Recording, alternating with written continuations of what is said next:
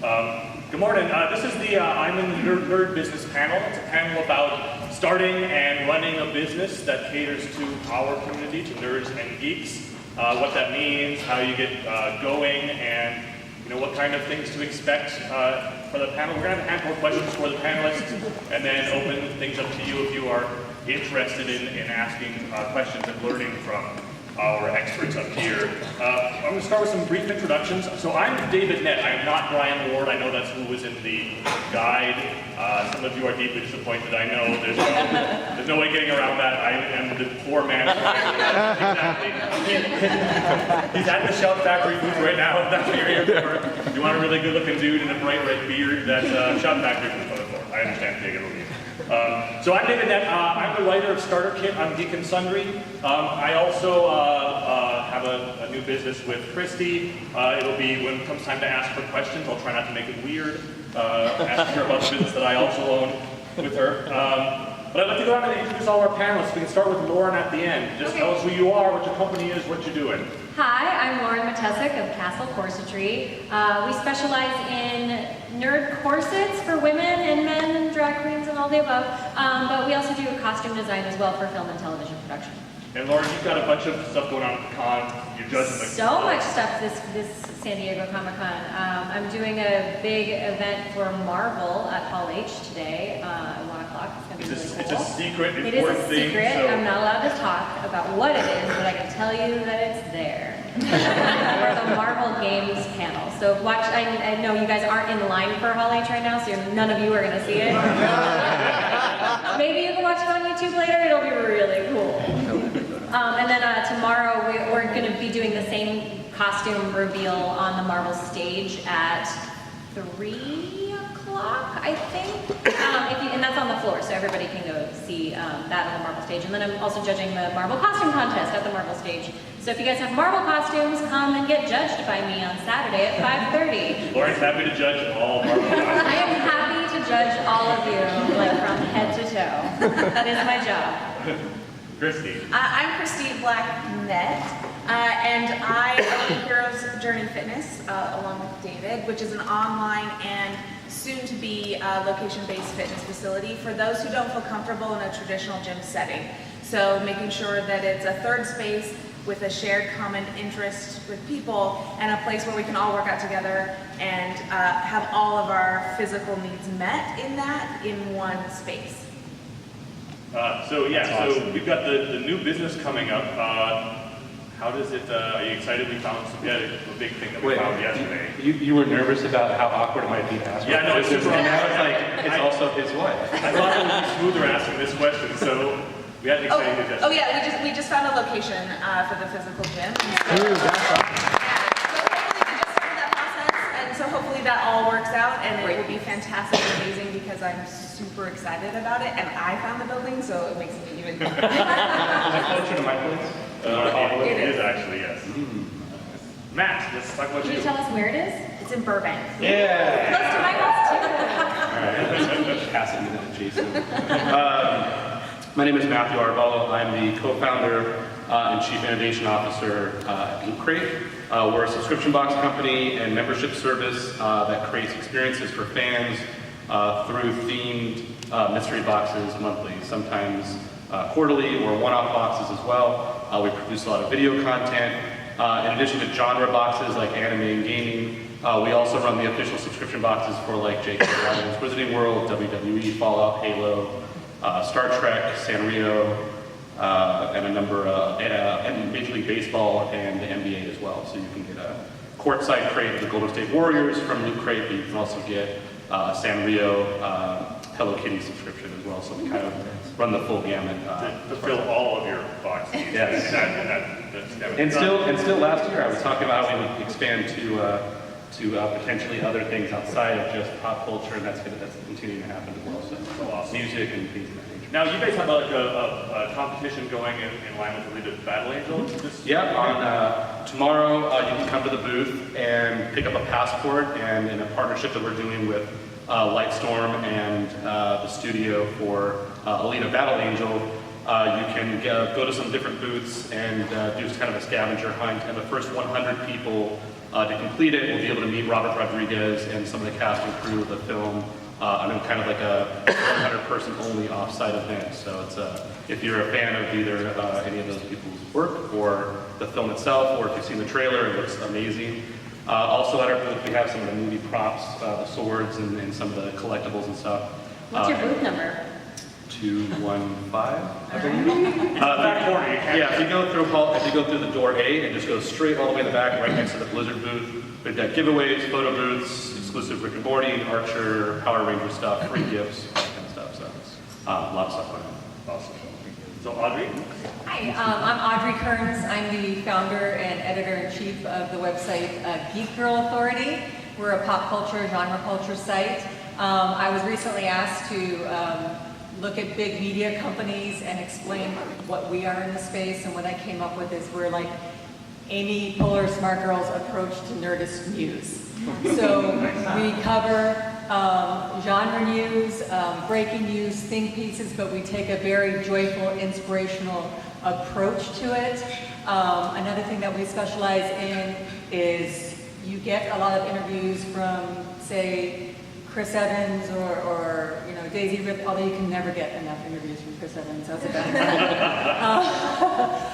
example. We always focus on taking the actors and the creators of shows like Winona Earp, Killjoys, some of the smaller shows, and make sure that we feature them and get interviews with those folks to get the word out on those shows. And so we write with a very feminist point of view, but it really is open to all. We have a lot of male writers as well, but and we started 4 years ago. We launched on May the 4th, be with you, 2014. And so, obviously, we're friends, and I follow your Instagram a lot. You guys spend a lot of time too, your whole staff, but also you and Brian at movie premieres and things like that. Yeah. So your work is going to red carpet events a lot of the time. And It took a while to be able to for them to let me in, but I'm enjoying every second of it, for sure. All right, Janelle? All right. Hi, I'm Janelle Badali, and I'm Vice President and a designer for Badali Jewelry. We specialize in licensed lines primarily with literary authors. We've got licensing with like Patrick Rothfuss and Jim Butcher and The Lord of the Rings, and we just launched Bram Stoker's Dracula. So yeah, we primarily work with authors, and then we also do independent comics like Bitch Planet and Niobe, and we might be branching into some other things this year. But, yeah. And you've got an exciting new booth this year, so. Yeah, we have moved. We've gotten an upgrade. We're on a corner now, so we're at 715. So there's 8 more feet of jewelry to look at. In the small business world, it's a big deal. Like a corner booth now, this is a huge thing. Yeah. That's a celebration. It really is. It was scary, but it's a good move. So go stop by the booth and alleviate your fears. Yes. And, yeah. What's the name of the company again? Badali Jewelry. Badali Jewelry. Same as my last name. Perfect. Okay. Thank you. No problem. Cool. So I'm excited about the panel this year. We've been doing this for a few years. Every year we get some additional, I'd say, diversity of business types, and I really feel like this year is a great selection of nerd businesses across different industries. So one of the first questions I have, just to throw out to the group, anybody who wants to jump in, is, so all of your different businesses work just fine in, say, the Muggle world. Like, these are all normal business types. You guys have chosen to take a nerd or a geek bent. Why jump into this specific niche space instead of going in a broad space in your area? Because it's not as much fun. I mean, that's the short of it.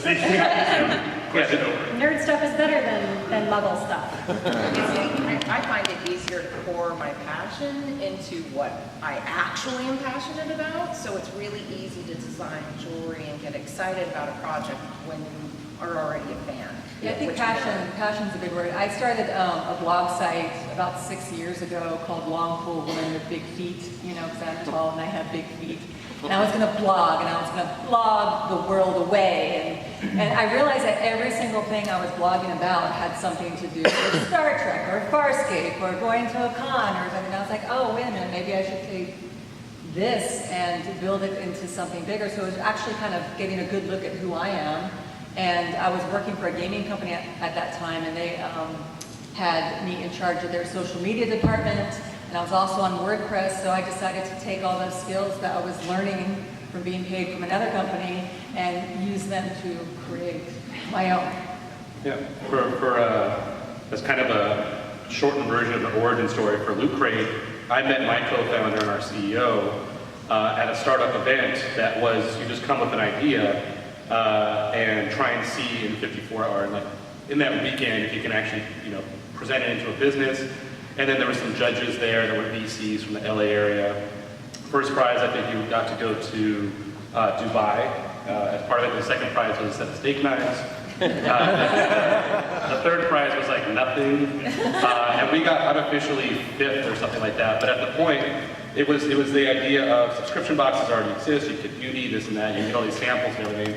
But what about Comic-Con in a box? And he approached it while we're good partners in a very analytical way of sourcing products and everything. And for me, and then we shared this vision, it really was about creating that ritual and that emotion, that experience every month, as opposed to just curating the type of items you would get at Comic-Con. So Loot Crate has always been built on this idea of every single part of it, from the core packaging and coring it to the content that we produce and everything, is all part of a larger experience than just the items there. Now that we can manufacture our own items and stuff, it's really great. I mean, I think we didn't think we'd get to that point, but now we can be like, how great would it be to do a Doctor Strange bathrobe that looks like, that right from the film, or Eye of Agamotto like pocket watch. And so the reason there is I've worked at other companies before, we knew each other before Loot Crate. This is just a place where instead of doing it for companies that are doing like shoes or mobile phones, and stuff that we're really passionate about. So I think for me, it comes down to, and I kind of hear that reflected in everybody, it's integral to who we are as people. And so, the nerd and geek aspects of my life are integral to who I am. I grew up loving She-Hulk and wanting to be She-Hulk, and I grew up in a gymnastics gym, so the physical fitness world wasn't unfamiliar to me, but it is very integral to who I am. Even talking about it right now, I get a little emotional. And so those two things combined, being able to share those with people who love the nerd aspect of the things of who I am, and we share that. Being able to share the other part of me, or one of the other many parts of me, that is integral, that I find empowering and impactful in my life with other people, is what drives me, because I can see that, teaching. I cry over deadlifts all the time. But like teaching women how to deadlift is my absolute favorite thing to do, because watching somebody access that power within themselves, especially women, is amazing. And where the traditional fitness world has kind of put a little bit of a barrier, and we have put a barrier ourselves as well, I think. Sometimes that barrier is perceived by us, and so being able to knock that down and share that with everybody, I think is what drives me. I think drives a lot of us. Yeah, honestly, it's the same answer for all of us. It does come down to like just the passion aspect of like the things that we love. We poured it into something that we can potentially make money on, which is really cool. I started my company just coming to Comic-Con dressing up. And then people were like, oh, can you make something for me? I'm like, yeah, give me money. And then like, it kind of just snowballed into a company where I do that for a living, and that's kind of cool. That's awesome. So a lot of you talked about your origin stories, a little bit of your companies. One of the, I think the hardest things for all of us when we're thinking about translating a passion that we have into potentially a business, something that might make you a little bit of money on the side or eventually be your full-time job, is sort of how to get started. So I guess one of the big questions I always have is, was there a mentor or a model that you followed? Somebody who helped you in your life or taught you the ropes, or maybe a model that you saw somebody else using that you were able to adopt for yourself once you decided to do this thing? How did you start? Well, in the craft side of things, like Etsy was a really big marketplace for me, and that's where I kind of started my thing. Was like if you make handmade goods or something that you make with like make it home. Etsy is a great place because they have built-in like advertising and stuff, so you can have your keywords and stuff so people can find that kind of thing you're making. Etsy's a little tricky now, like they've changed a lot of their like rules and they're changing the percentage they take, I think, and so a lot of people are leaving Etsy now. But if you're just getting started, it's a good place to get viewership. Shopify is good too.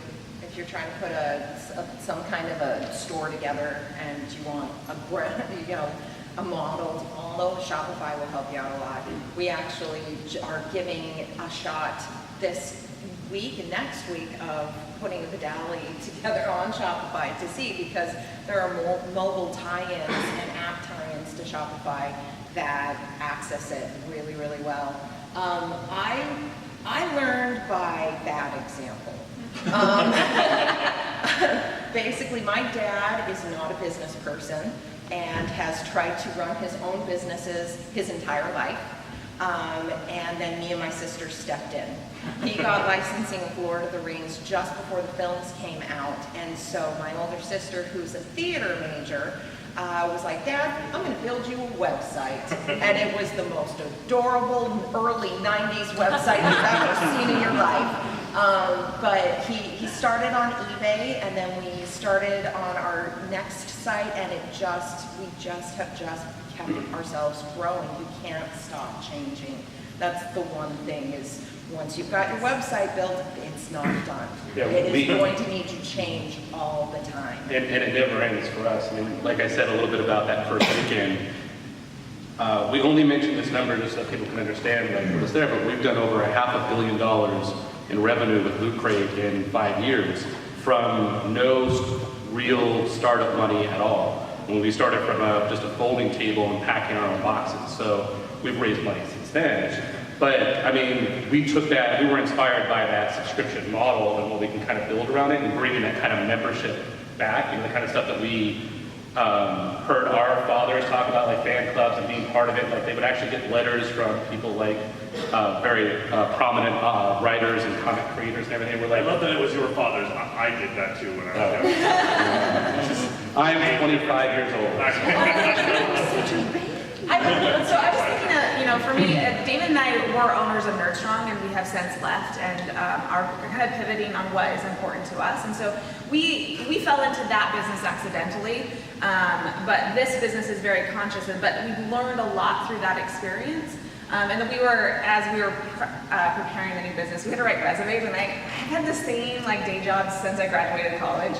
And so I have not written a resume, I don't think ever, maybe in high school. And so I had to write a resume, and it was fascinating to do because we were laughing as I basically have been preparing my whole life to run a gym.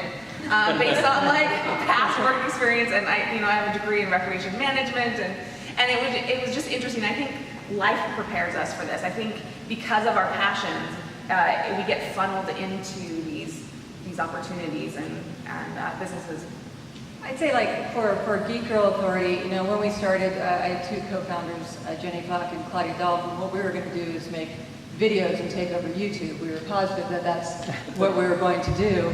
But our bandwidth, we didn't have it. We had many other jobs to pay our rent, and so while they kind of went away, I was like, no, I already got the name and everything. I bought a site. I've got to do something. What am I going to do?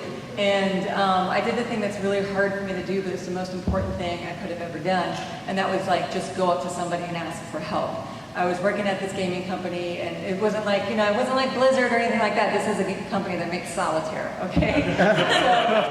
so great company to work for, but as you can imagine, not everybody was doing what they thought they were going to with their life there. So I just walked up to the graphic designer who works on the web, and I said, will you build a website with me? And he just said, my wife and I were just talking about this. We want to start our own web development company. So I was their first client, completely free. And then I went to talk to his wife, and she said, I want to get into making logos for companies. And I just kept asking people and asking people and asking people. And the doors that just came open just from opening myself up and allowing the help in, was a great lesson to me.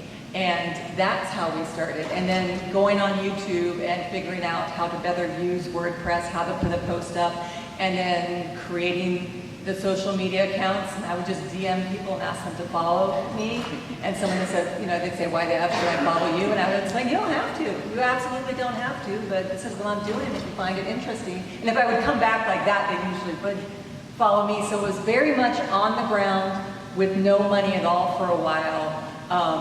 Asking for help, and that's the best advice. And what I learned with a lot of people in LA that are in the nerd business is, I think it's just part of who we are. They are willing to be helpful. It's a very kind community that is open to helping you out, even if they're a direct competitor. So that's what I would say. No, I've experienced the same thing, that some of the best business the best business lessons I have learned have been because of allowing other business people to be part of my life and for us fostering an amazing relationship, because we want each other to succeed.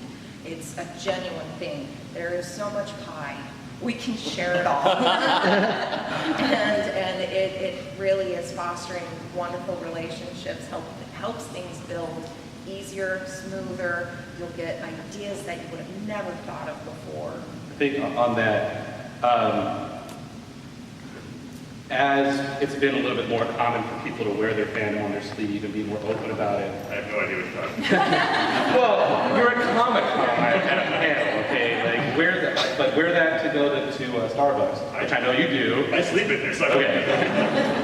My point is that, when I started becoming a little bit more open, we were talking to Disney, Marvel, all these licensed companies, all these manufacturers and everything.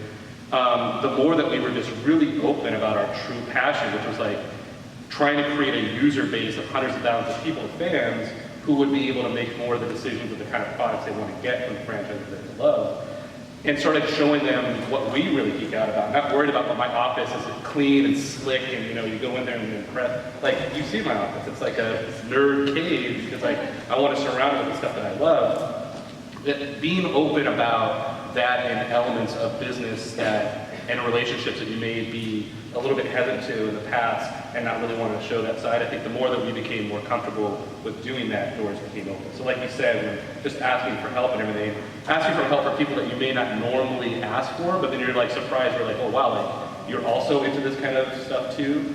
Finding those partners and being able to be choosy about it, frankly, because we had an established business, to find the right people, that was really beneficial for us. So one of the things that you guys talked a little bit about, kind of the growing number of nerd businesses and having those people out there and everybody rooting for each other. I want to talk about a little bit of a darker side of the nerd world right now, and kind of see what you guys think of this. We all know that there's an element of the nerd community, a little bit we're seeing it in the media and elsewhere, some toxic fandom and some nerd gatekeeping and that kind of stuff. As nerd business owners who are catering to that community, how do you express your responsibility to embrace diversity and to sort of break down those nerd gatekeeping and make sure that the toxic fandom is part of the work that you do, and encouraging the opposite, in fact? Is there a way we can use our small businesses to break down those bad ideas? We are trying to sign, I basically sat my team down and said, here's the deal, guys. We have so many white male authors. It's not their fault that they were born white men.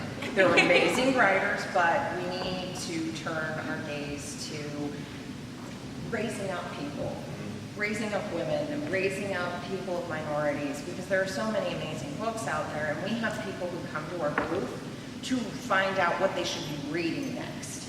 And so I feel like there's a little bit of a responsibility for us to offer you guys the platter that is life and how many wonderful, amazing people there are out there, and introducing harmful language, anything that is offensive to anyone, I won't put on a ring. Just because morally, I won't do that. I don't want to keep anyone from my product, but I also don't want my product to hurt anyone else. So with a pop culture site where you're blogging every day and putting articles out every day, it's been very difficult this past year. And I don't know if any of you guys are familiar with Slack. I'm sure it's the bane of a lot of people's existence. If you're not, Any nerds heard of Slack out there? if you have it, Very important. it's an app where you can keep in touch with all your employees, because all my contributors are all across the country. So instead of emailing or texting, we have basically a live chat. Is that a good way to explain it? We have a live chat all the time. And with stuff that, and I have always wanted to keep my site, as I said earlier, a joyful place, a nice escape to come and nerd out. But we are now having conversations with my contributors on Slack about what our responsibility is and what we should talk about, because I don't want to ignore any toxicity, and I don't think we do. But we do, that conversation's ongoing, but we are trying to make sure that we still have a positive, not a positive spin, because that sounds wrong, but we just find the light in the darkness. And as far as diversity, I think as for any business owner or if you're setting up a show or anything like that, your job as a producer or a leader is to go out and find the diversity.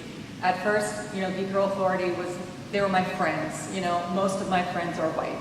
Okay, so it's my job, if I'm saying I'm representing women and we have a feminist POV, I need to go out and I need to find people who want to write for me that are people of color or from the LGBTQ community.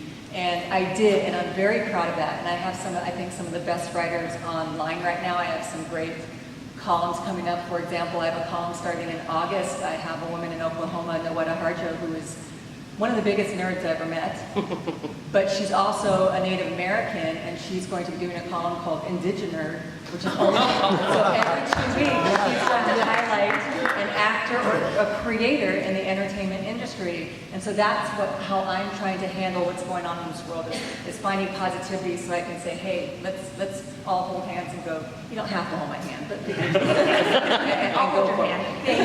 Thank you. We have the luxury right now of starting a brand new business, and so that's really been at the forefront of our minds as we start this on the diversity standpoint.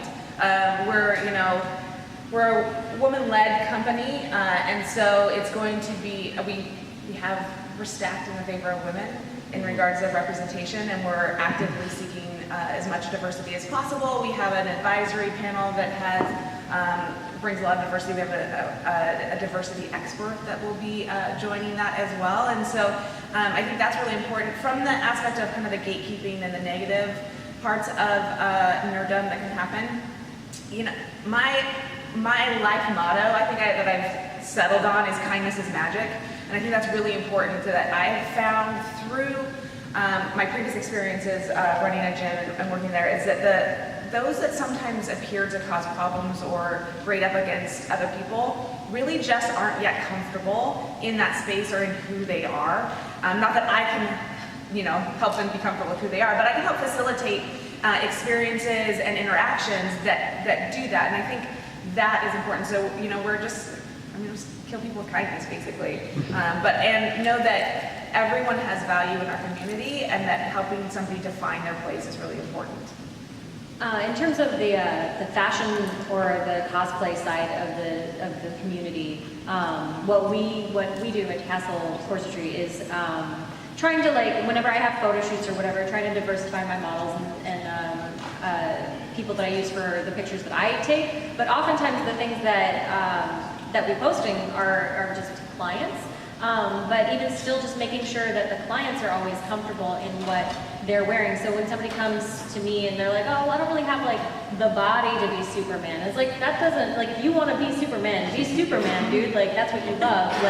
And so it's about just being body positive a lot for my business, and just making sure people are comfortable. And I work with a lot of I've worked with several transgender people to get them the corset fit that they want, and help them waist train and drag queens and stuff. So it's a lot about helping them with their transformation that makes them feel like they want to look on the outside. So that's kind of a cool thing that I personally get to experience, which is really, really fun and rewarding. So we're about a little more than halfway through our time. I wanted to open up some questions to the audience. I have many more questions for you guys, but in case anybody else has questions, I don't want to step on you guys. Anybody have any questions for the panel? Right back there in the red. Yes. So one of the things that I was thinking that you guys were kind of talking about your business is when you have a product or service, obviously there's a lot of competitors out there that do something similar to what you do.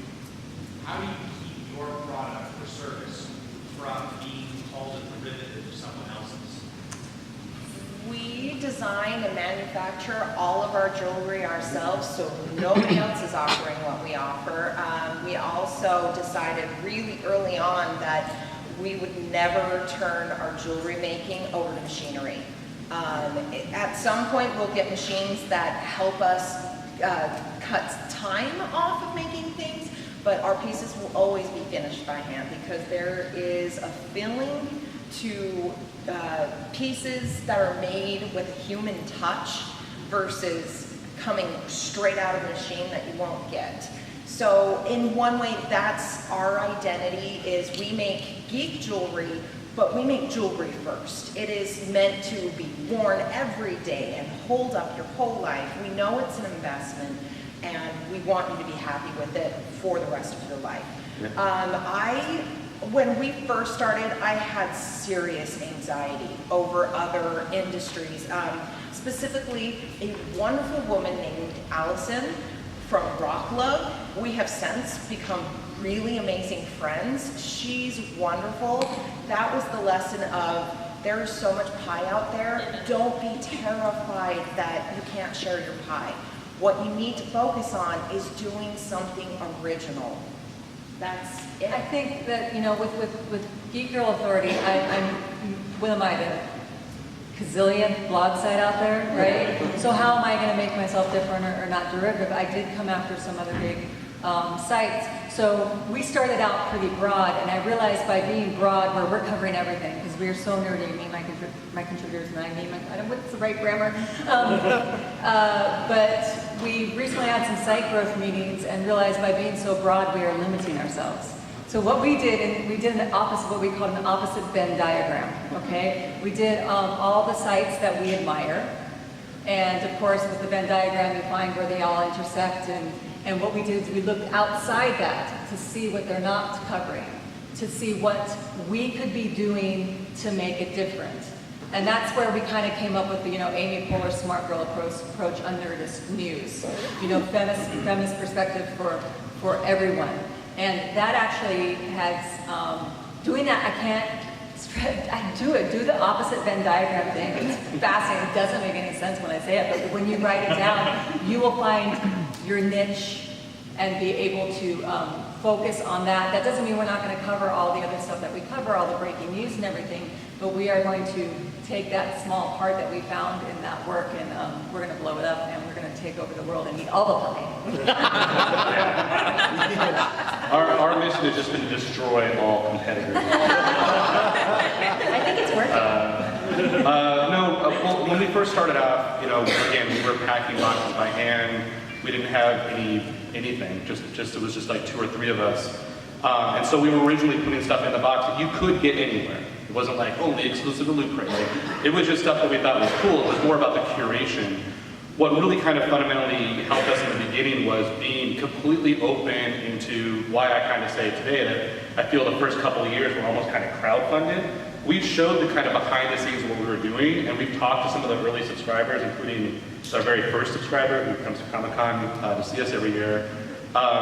They stayed with us almost to be part of that whole journey that we were doing. It was the openness of like, look, we bought a forklift, and it took us all the time. There's a forklift, and we're like, oh wait, you need to have like a special plug to plug it in. Just like sharing that we're not this big giant company that is doing all this stuff, and like just kind of that we are you, and we're learning as we go along the way.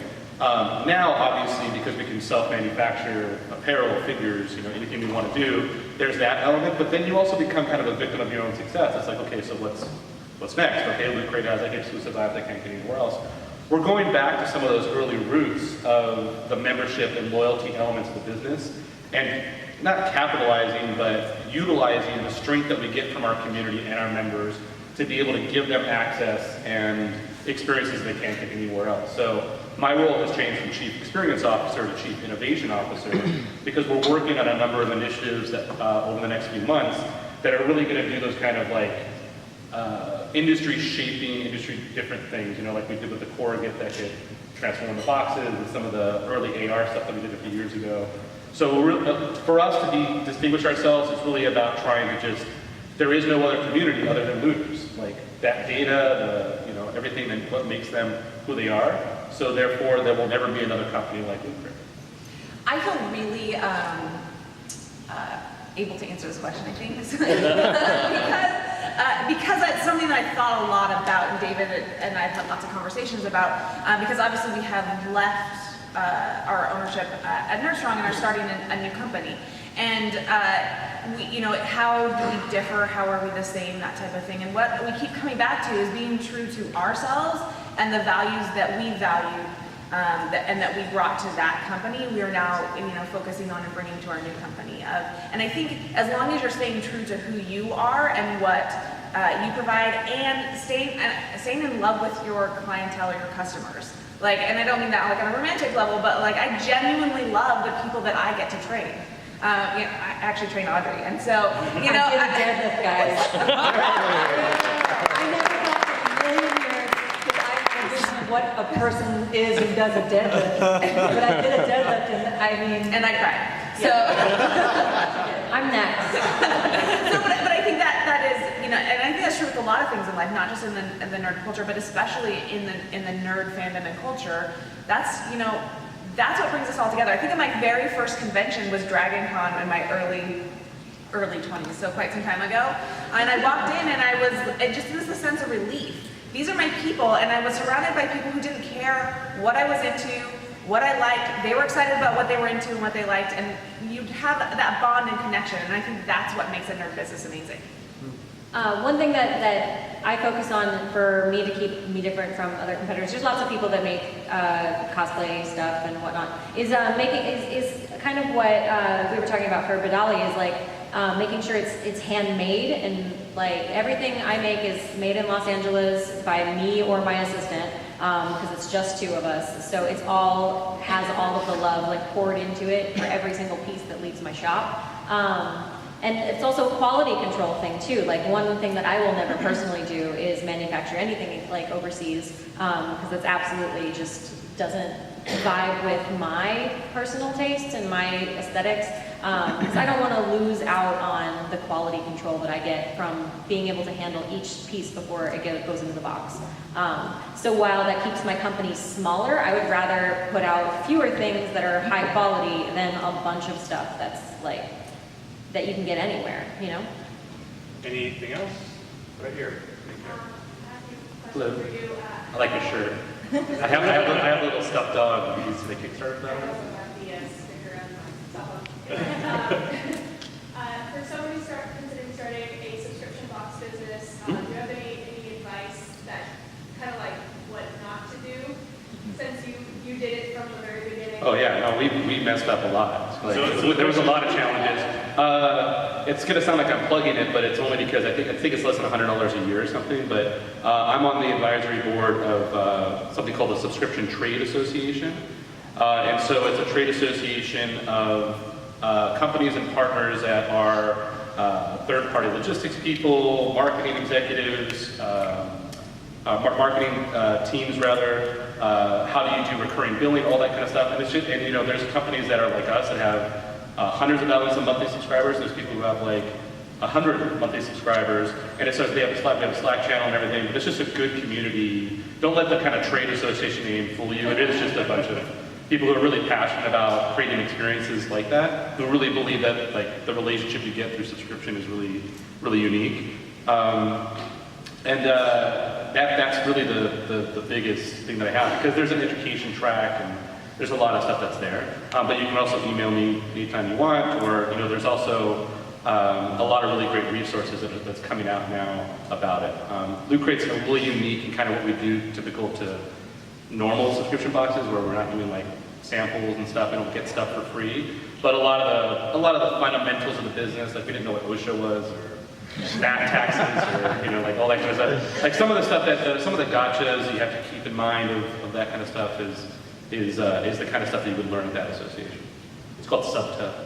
Anybody else? Right back there at the brown. Yeah. So Audrey, you kind of touched on this with the reverse Venn diagram, but would any of you think there's a sort of distinction between offering a product that fills a very obvious need in the market versus offering something that people don't even know they want until it's available to them? And if so, like if there are different strategies to approaching those different methods? I have trouble hearing that, so you're saying, Sorry. No, that's not you. I don't You don't have a microphone, so there's nothing to get called. Just the ending of that, the difference between, So like if that kind of distinction does exist, would there be different approaches to how you go about trying to sell those different kinds of products? of what's not out there. Yeah, Okay. like what people absolutely know they need versus what they don't even know they want until it's available. Well, I don't think people know they need the indigenous files. You know, and we did the research about what's out there, and it's not out there. And so I'm very happy, and I think once people start reading, of course, we're going to start with, you know, Noetta's background, and then Wes Studi, and some other bigger creators. But then we're also going to have interviews with someone like Sarah Ornelas, who is an amazing TV writer, who's working on Superstore right now. And she's going to talk about, yeah, she's amazing. She's going to talk about how her barriers coming up as a Native American writer. And I say people don't know they need that because what I found, and people that aren't Native American will need it because it's about breaking down walls and breaking down barriers. And another thing I don't know if people need is, well, I've been told I come across as very confident on these panels, right? But the truth is I have diagnosed obsessive compulsive disorder, I have social anxiety disorder, and I have clinical depression. So sometimes I have bad days. You know, sometimes I have a day where I have to stop. And bringing that to light on the site, I think, is also very important that people don't know they need, but when they read it, they're going to understand and say, hey, maybe I can do that too. I'm battling, especially in our community, because I've talked about this before, and people take me aside and say, I think that's why sometimes we find safety in nerddom, you know? And so talking about things that you're not seeing on other sites all the time, I want to let you know that you do need to hear about people of color that are creating and acting. You do need to hear about people that are, you know, going through every day with a disorder, but still making it to the end of the day. Sometimes it's hard, sometimes it's not, but hey, you can do it. So that's kind of our approach.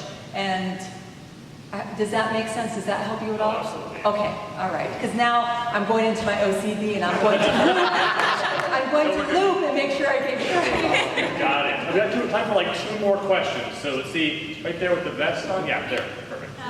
Thank you. Where do you find these mentors? Because I live as far away from LA as possible. And I've also tried to go to startup weekends, and they just kind of look at me with, you want to do that? Really? I've met most of mine at conventions. People walking up to my booth and engaging in conversation with them, finding out what they do, and they offer advice, and I listen. Listening to constructive criticism is one of the hardest and most important things you have to learn straight off. Second that. Especially when you're creating something yourself, it's so hard to listen to it because you Especially when it's not constructive. yeah. I was just thinking, I hope I wasn't the only person who just being like, constructive criticism is hard to get used to, but like criticism. Just criticism. Get used to just flat out You criticism. need to wear a rain slicker for just criticism. Yeah, just being at the con, being at my booth, and being open to people who have been talking to us and making just friends. Yeah, finding like-minded people is very important. At Comic-Con, actually, I met, I don't know if you guys know who Jenna Bush is. She you know, she's fantastic. She runs Legion of Leia. She's an entertainment reporter. She's a big old nerd. Ran into her here, met her here, and she's the one that told me what I said earlier. She's the one that told me, reach out to other nerds because they're the nicest people you'll meet. And what we did, even though we're direct competitors, we both launched on the same day in the same year. And we both say happy anniversary to each other every year. And we hang out and we support each other. She says, can you put this post of mine up so I can get some more exposure? Sure, and I'll do that for you. and stuff. So finding the like-minded people, if you can, is one of the best things you could do, and then ask for help. Also, like finding a company model of that's similar to what you're trying to do, like even if you're doing something new, but something similar, reaching out to those people specifically to say like, hey, I'm looking for help in this kind of department, like what advice do you have to give? So it's maybe finding something that's similar to what you're trying to do. And if you don't live in a place where you have easy access to people who, big communities of nerds, that's what the internet's for too. Seriously reach out to people. People are, as these guys have been saying, they're happy to help. We got time for one more question. So I'm gonna go cowboy hat here because Awesome. All right. Oh, yeah, which one? Oh, no. all right, everybody wearing a cowboy hat. He's got a camera. Okay, full costume cowboy hat. Yeah. What's been some of the biggest surprises and fun things you've done with the IP holders and the brands? So for those of you who couldn't hear, it's a question about what are the most surprising and biggest and fun things that you've done with the IP holders that you have. It's a great question to end on because it's a super fun question. Yeah, we work hand in hand with our authors as we design our jewelry. So that is so fun. Just being able to get to know them as human beings after reading their books is amazing. I feel like I need to interject for your most fun one and just remind you that Lin-Manuel Miranda has the performance pipes. Yes, so. well, and I've also been able to hug Guillermo del Toro because of my Miskatonic ring. I've been able to meet Will Wheaton because of that ring. I've been able to run into some really cool human beings, including just regular fans and nerding out about it. But working with the IPs is an extreme honor, and just talking to the authors about what the ideas in their heads are and making it come to life is amazing. It's so fun. And real quick, while I don't work with IP, I've been able to do, like with Legion of Leia, Jenna's company, we do this thing where it's a tournament, your best female hero tournament we've done 2 years in a row, where we have a battle in a panel where everybody, and the thing is, and so Starbuck was on it 1 year, and so was, what's Jewel State's character? Kaylee. And they actually got on Twitter and started that, and things like that. And then I do a show with my husband at DragonCon every year called 5 Truths in Line. We just ask these sci-fi actors to tell stories, from their lives. It's a storytelling show, and sometimes I'm up there on the panel looking at it going like, God, that's Scott Thompson on my panel, that's so-and-so and so-and-so. So that's a big joy, is getting creators and actors to come do stuff and get involved in my work. On a similar note, doing something like the thing for the Marvel stage that I told you guys about at the beginning of the panel, like getting to make a costume that is from a thing that I love, and then today it's going to be revealed to the creator. He doesn't know that it's happening. So on stage, like the creator of this thing is going to get to see it come to life, and that's going to be a really cool moment. I thought you were supposed to tell us. Yeah, well, I didn't tell you what it was. That's awesome. No, I admire how you can talk I'm still about under things. NDA. I'm so excited. It's going to be really cool. And so his reaction is going to be genuine. So be sure to watch it on YouTube. It should be really cool. Marvel Games panel at one.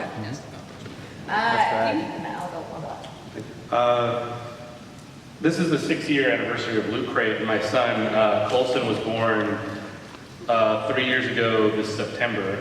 And I think the biggest joy that I have in working with his IPs is like there was a certain pride when like the very first item was like we were on the cover of Star Wars, #1, stuff like that. It boggles my mind that these things that we love, from Goonies and Rick and Morty to Thundercats and Stranger Things, that we want to create it and we just do it and it's there. And there was a lot of satisfaction personally in seeing that, something that I cared about when I was younger and seeing it. But I think the greatest joy for me is knowing that I've positioned myself and really put myself completely into a career and into a role in this world that I can really be proud of when he discovers it. Whether or not he kind of naturally goes towards things like Star Wars and stuff like that. Obviously I want him to develop his own identity and everything. But I think it's something that I'm proud of. Like when he goes and looks like, well, what did you do when I was first born? I can be really proud of what I'm doing, which is to try to help unite and inspire fans everywhere to kind of like come together and have these great experiences. You're gonna have to follow that. And you have to do it quickly. So for me, I think it's so I do a lot of creative workouts based on IP that I love. I have a whole Lady Legacy series of workouts. That's one of my favorites. But I think it allows me to share something that I love with people that I care about, and for them to share that back. And so they'll often say, well, what about this? And it may not be something I'm aware of or that's really on my radar, but then I get to learn about it.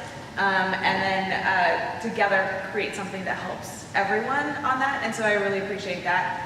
And then we trained Todd Stashwick to do a prison reveal scene as a Scat King in 12 Monkeys, and that was pretty rad because he looked amazing because he worked really hard. So that was cool. All right, but that is our time. Thank you guys for joining us. Yeah.